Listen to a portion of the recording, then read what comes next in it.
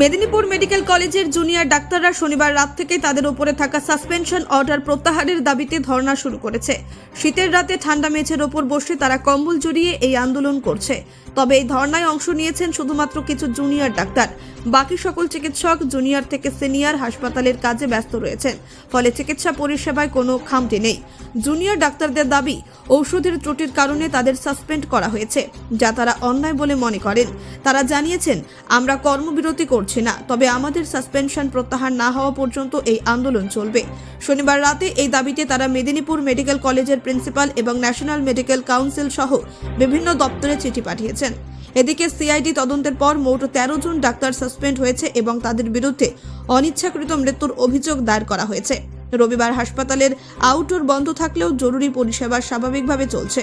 আন্দোলনরত চিকিৎসকরা জানিয়েছেন, জরুরি প্রয়োজনে তারা সহায়তা করবেন। পিজিটিদের এগেনস্টে সাসপেনশন এসেছে। পিজিটিরা অলওয়েজ সিনিয়র ডক্টরদের তত্ত্বাবধানেই কাজ করে, কিন্তু আজকে without any prior information or anything, যেহেতু আমাদের এগেনস্টে সাসপেনশন এসেছে, সত্যি কথা বলতে আমরা তো কাজ করতে ভয় পাচ্ছি। এটা জিজ্ঞেস করছেন আংশিক কর্মবিরতি চলছে কিনা। সিনিয়র ডক্টররা সবসময় থাকেন ডিপার্টমেন্টে এবং এখনো আছেন, তারা কাজ করছেন। আমরা অবস্থান বিক্ষোভে এই কারণেও বসে আছি, আমরা কোন সাহসে বা কোন অধিকারে কাজ করব। আজকে আমাদের যেটা করার কথা ছিল না সেরকম ভাবে আমরা সাসপেনশন খেয়েছি, তো এরপরে এটাও তো একটা বড় কারণ। এই যে আংশিক কর্মবিরতি বলুন বা যাই বলুন, আমরা কোন সাহসে বা কোন অধিকারে গিয়ে কাজ করব, এটা আমাদের একটা প্রশ্ন।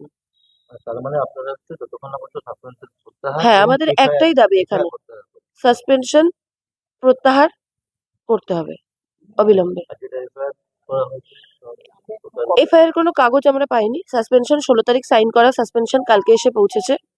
এতদিন আমরা এটাও ভাবছিলাম যে সাসপেনশন তো documented on the air, but তার কোনো ডকুমেন্টেশন অন দ্য হ্যান্ড ছিল না, কিন্তু কালকে পেয়েছি।